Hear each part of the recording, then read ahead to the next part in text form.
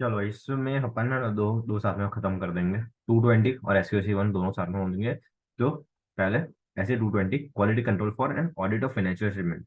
तो इसमें क्या है, दो और दो मैच हुए, એટલે क्वालिटी मैच हो गई। दो और दो मैच हुए तो क्वालिटी मैच हो गई, तो बस वही है quality control for on audit of financial statement. अब इसमें है ना मोस्टली आंसर सिमिलर ही है, बट देख लेते हैं फटाफट फटाफट।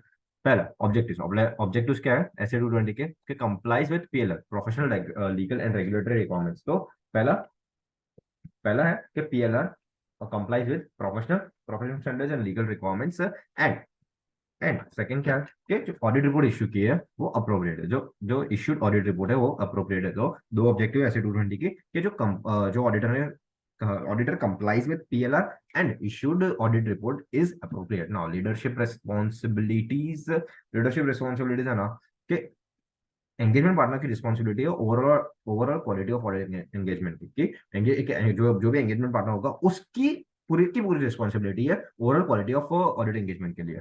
अब एम्फोसाइज एम्फोसाइज किस किस पे करना पड़ेगा, तो किसको बनाना था और पॉइंट क्या है। तो पहला दूसरे बनाते हैं।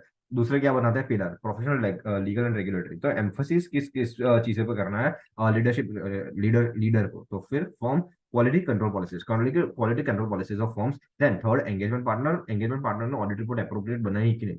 फिर engagement team concerns raise properly कर सकती है कि नहीं। एंड सबको एसेंशियल क्वालिटी इज एसेंशियल, सबको करना है। तो पहले पीएलआर बनाते हैं, फिर क्वालिटी कंट्रोल पॉलिसीज फॉर्म्स बनाती है, एंगेजमेंट पार्टनर ऑडिट रिपोर्ट बनाता है और एंगेजमेंट टीम कंसर्न्स रेज करता है एंड सबको क्वालिटी मेंटेन करनी है। तो leadership responsibility towards the quality क्या है कि एंगेजमेंट पार्टनर की रिस्पॉन्सिबिलिटी फॉर ओवरऑल ऑडिट है, बट एम्फोसिस किस किस चीज पे देना है। तो पहला दूसरे को पीएलआर पे देना है। सो पहला क्या है, compliance of professional standards and legal requirement. तो दूसरे लोग देखेंगे, मतलब पीएलआर दूसरों ने बनाया था। फिर फॉर्म क्वालिटी कंट्रोल पॉलिसीज और फॉर्म्स, जो फॉर्म ने क्वालिटी कंट्रोल पॉलिसीज बनाई वो। फिर एंगेजमेंट पार्टनर ने ऑडिट रिपोर्ट अप्रोप्रिएट इश्यू की है कि नहीं, engagement team concerns properly raise कर सकती है कि नहीं। फिर क्वालिटी इज एसेंशियल, वो सबको ध्यान रखना है। फिर इंडिपेंडेंस में क्या है, दो तरीके से थ्रेड्स को आइडेंटिफाई करो, पहले इंफॉर्मेशन से और दूसरा ब्रिज से। तो obtain relevant information from firm, evaluate the information on identify basis, दोनों से करो। फिर identify and evaluate circumstances and relationship that threatens independence, मतलब दोनों से थ्रेट्स बाहर निकाल लो।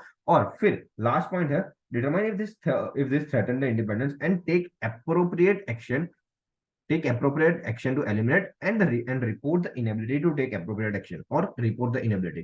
तो 6 पॉइंट है, पहले इंफॉर्मेशन से थ्रेट्स आइडेंटिफाई करो, फिर आइडेंटिफाइड ब्रीच से थ्रेट्स आइडेंटिफाई करो। फिर ऐसा देखो कि भाई ये इंडिपेंडेंस को हार्म तो नहीं कर रहे, अगर कर रहे हैं तो उसको एलिमिनेट करो, और अगर नहीं हो रहा तो रिपोर्ट द इनएबिलिटी। हो गया इंडिपेंडेंस। फिर acceptance and continuance of client relationship, acceptance and continuance of client relationship. मतलब अब जब भी तुम क्लाइंट रिलेशनशिप एक्सेप्ट कर रहे हो तब क्या क्या चीजों का ध्यान रखना है। सेकी सेकी सेकी ओ साकी साकी रे, तो सेकी सेकी सेकी सेकी सेकी SECI सेकी। एस से सिग्निफिकेंट मैटर्स को ध्यान रखो, ई से एथिकल रिक्वायरमेंट्स को, सी से कॉम्पिटेंसी हमारी, इंटीग्रिटी उनकी। Significant matters ethical requirements competency हमारी, इंटीग्रिटी उनकी। खत्म। एक्सेप्टेंस एंड कंटिन्यूस क्या क्या चीजों का ध्यान रखना है। सेकी सिग्निफिकेंट मैटर्स, ई से एथिकल रिक्वायरमेंट्स, सी से कॉम्पिटेंसी हमारी और इंटीग्रिटी उनके। अब इंटीग्रिटी ये आंसर है ना SQC 1 का है, बट अपन साथ साथ में यहीं पे कवर कर देता तो यहाँ पे दो दो बार पढ़ने की जरूरत ना पड़े। तो ये SQC 1 का आंसर है, पर पढ़ लेते हैं। तो इंटीग्रिटी चेक कैसे करेंगे, अगर लड़की की शादी हो रही है तो वो लड़के में क्या क्या देखती है। तो पहला उसकी रेप्यूटेशन कैसी है, बिजनेस रेप्यूटेशन। फिर उसका नेचर कैसा है, वो अच्छा है कि नहीं। फिर उसका एटीट्यूड कैसा है। फिर वो अग्रेसिव है कि नहीं, समझ जाओ। फिर आइला आइला आइला, फिर उसके पास पैसा है ना भाई, कोई झोल से वो चोरी चकारी तो नहीं कर रहा। और उसी को क्यों चूज किया, रीजन फॉर प्रपोज्ड अपॉइंटमेंट। तो पहला बिजनेस रेप्यूटेशन, उस बंदे की, मतलब हाँ प्रिंसिपल ओनर है, KMP है, रिलेटेड पार्टी, टी शर्ट जी, उनका बिजनेस रेप्यूटेशन क्या है कि भाई सही है ना।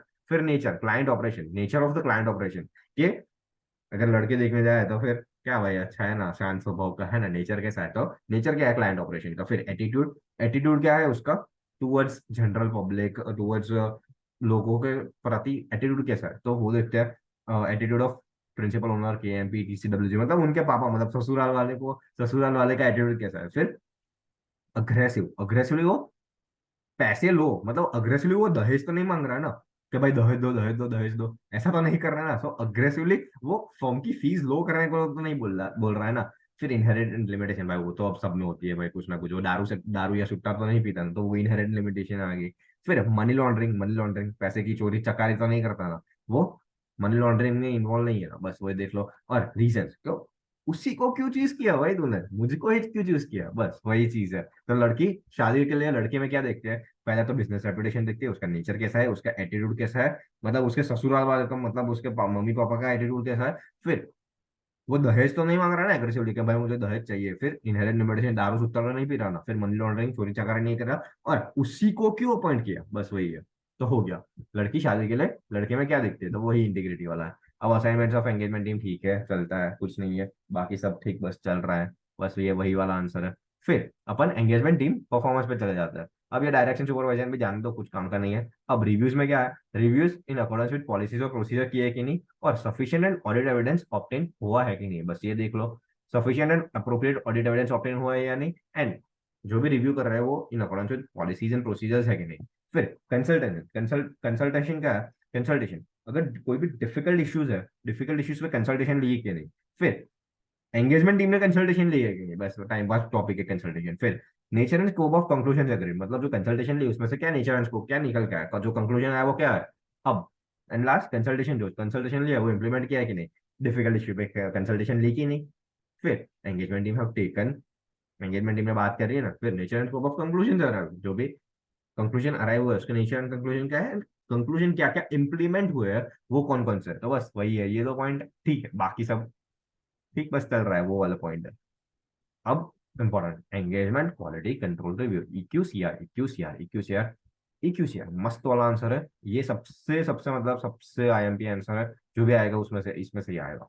अब एप्लीकेबिलिटी क्या है, लिस्टेड एंटिटी को एप्लीकेबल है, याद रखना। Applicable listed entities, applicable to the listed entities. फिर एंगेजमेंट टीम और एंगेजमेंट पार्टनर, अब एंगेजमेंट टीम और एंगेजमेंट पार्टनर की क्या क्या रिस्पॉन्सिबिलिटी है। तो पहले इक्यूसीआर अपॉइंट कर दिया है ना, वो देख लो, इक्यूसीआर अपॉइंट हो गया कि नहीं वो देख लो। फिर सिग्निफिकेंट मैटर्स डिस्कस कर लो, जो भी सिग्निफिकेंट मैटर है वो डिस्कस कर लो, and not to date audit report until the completion of EQCR, मतलब ऑडिट रिपोर्ट तब तक डेट उसका नहीं लिखेगा जब तक इक्यूसीआर रिव्यू नहीं हो जाता, इक्यूसीआर ने रिव्यू कंप्लीट नहीं किया है। तो तीन रिस्पॉन्सिबिलिटी एंगेजमेंट टीम और एंगेजमेंट पार्टनर की, क्या क्या तीन रिस्पॉन्सिबिलिटी, इक्यूसीआर अपॉइंट तो हो गया है ना, सिग्निफिकेंट मैटर्स डिस्कस कर लो, और not to date audit report until the completion of EQCR. अब इक्यूसीआर मतलब रिव्यूअर की क्या क्या रिस्पॉन्सिबिलिटी है। तो पहले तो डिस्कस सिग्निफिकेंट मैटर्स डायरेक्टली आ जाएगा। अब ये इसका तो पॉइंट कोई रेलेवेंट ही नहीं, वो अपना आपको थोड़ी अपॉइंट करेगा, और इसका भी कोई रेलेवेंट नहीं है, बट ऑडिट रिपोर्ट का रेलेवेंस है, तो ऑडिट रिपोर्ट इश्यू करो वरना फांसी, ऑडिट रिपोर्ट इश्यू करो वरना फांसी लग जाएगी। फांसी में क्या है, एफ से उसको क्या क्या इवेल्युएट करना है, तो एफ से फाइनेंशियल स्टेटमेंट उसको रिव्यू करना है। फिर financial statement and audit report, दो दो पॉइंट हो गए, financial statement and audit report उसको इवेल्युएट करना है। फिर ऑडिट डॉक्यूमेंटेशन इवेल्युएट कर ले, अपन ने ऐसे 230 में पढ़ के आया ऑडिट डॉक्यूमेंटेशन। फिर कंक्लूजन्स कर लो, कंक्लूजन जो भी डिराइव हुए कंक्लूजन्स ऑफ एंगेजमेंट टीम वो कर लो, एवेल्युएशन ऑफ कंक्लूजन रीच।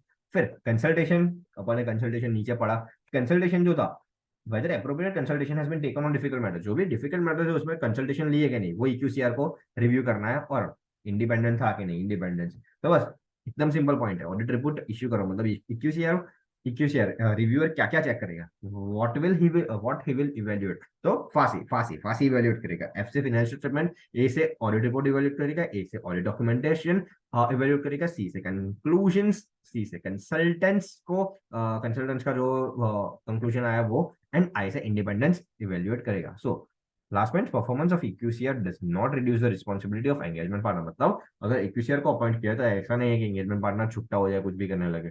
फिर last point, differences of opinion follow form policy and the procedure, differences of opinion अगर आए तो फॉर्म की पॉलिसी को फॉलो करना। ये था ऐसे 220 quality control for an audit of financial statement. But अब इसमें अपन साथ में एसक्यूसी वन भी खत्म ही कर देता है। तो क्या है SQC one, the form should establish a system of The firm should establish a system of quality control designed to provide it with reasonable assurance that firm and its personnel comply with PRL requirements and that reports issued are appropriate। तो हो गया, यही point था objective, इसका objective वही point आ गया बैठा। खत्म बात। फिर elements of a system of quality control, तो पांच चीजें है, लीडरशिप रिस्पॉन्सिबिलिटीज वहां पे पढ़ लिया, एथिकल रिक्वायरमेंट्स वहां पे पढ़ लिया, acceptance and continuous of client relationship and specific engagement वहां पे खत्म, human resources engagement performance and monitoring. अब ये थोड़े थोड़े पॉइंट है, कुछ काम का नहीं है, बट पढ़ लेते एक बार के लिए। Leadership responsibilities for quality control, promote internal control with internal culture with reference to essential of quality in engagements and compliance with PLR, मतलब जो ऑब्जेक्टिव था वही छापा है यहाँ पे। तो बस वो कर लो, इंटरनल कंट्रोल डेवलप कर लेना। हाँ भाई, कर लेना इंटरनल कंट्रोल, लीडरशिप लीडर है तो। रिक्वायर सी और managing partner to assume ultimate responsibility, वहां पे भी वही था, एंगेजमेंट पार्टनर अल्टीमेट रिस्पॉन्सिबिलिटी लेता है यहाँ पे। फॉर्म्स के लिए तो सीईओ और मैनेजिंग रिक्वायरमेंट लेता है। फिर ethical requirements OIPCC, objectivity, integrity, professional competence, due confidentiality, professional behaviour हो गया। फिर इंडिपेंडेंस एनुअल रिटर्न कंफर्मेशन, और जो भी इंडिपेंडेंस रिक्वायरमेंट है उसका एनुअल रिटर्न कंफर्मेशन ले लो, ये थोड़ा इंपॉर्टेंट है। तो create policies to reduce familiarity threats, मतलब अगर फेमिलियरिटी थ्रेट को रिड्यूस करना है तो क्या पॉलिसी होती है? Rotation of engagement partner at least every 7 year, मतलब ये क्या है कि वो होता है ना 5-5 साल के 2 बार के एक फॉर्म को कर सकते हैं, तो 7 साल तक एक एंगेजमेंट पार्टनर करेगा तो चलेगा। तो ऐसी पॉलिसीज बना दो। तो बस वही पॉइंट है ये, इस पर शायद एक आध आंसर आया तो वही है।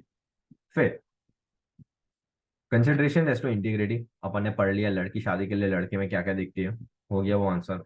अब दो आंसर थोड़े थोड़े से हैं, ये भी थोड़ा इतना इतना इंपॉर्टेंट नहीं है, वो वाला थोड़ा ऊपर वाला थोड़ा इंपॉर्टेंट है। सो विड्रॉल फ्रॉम एंगेजमेंट, अगर विड्रॉ फ्रॉम एंगेजमेंट करना है तो discuss with management and DCWG appropriate action that the firm might take. Discuss कर लो अगर विड्रॉ करना है। If it determines that it is appropriate to withdraw, discuss with management and DCWG, withdraw from the management and reason for the withdrawal दे दो उसको। whether there is any requirement for the firm to report withdrawal to regulatory requirements, वो देख लो और document कर लो, significant issues consultation conclusion and basis for the conclusion. उतना important नहीं है, बस उतना है कि भाई जब विड्रॉ करो तो मैनेजमेंट को बता दो, अगर और अगर रेगुलेटरी रिक्वायरमेंट्स है तो उन लोगों को भी बता दो। खत्म। Last point in the important answer of this ऐसे, that is SQC1, complaints and allegations. अब कंप्लेंट्स एंड एलिगेशंस में क्या है? पहला, फेल्स टू कंप्लाई PLR, मतलब professional legal and regulatory requirements comply करना फेल हो जाते हैं, या फिर non compliance of quality control हो जा रहा है। मतलब जो भी पहले जो अपन ने बोला कि PLR कंप्लाई नहीं हुआ और क्वालिटी कंट्रोल नॉन कंप्लायंस हो गया, तो it may originate from from within और outside the firm. Within और आउटसाइड कहाँ से ओरिजिनेट हो सकता है? कंप्लेंट्स और एलिगेशंस कहाँ से हो सकते हैं? इंटरनल वाले कर सकते हैं या तो बाहर वाले कर सकते हैं, बस वही पॉइंट है, जनरल पॉइंट है।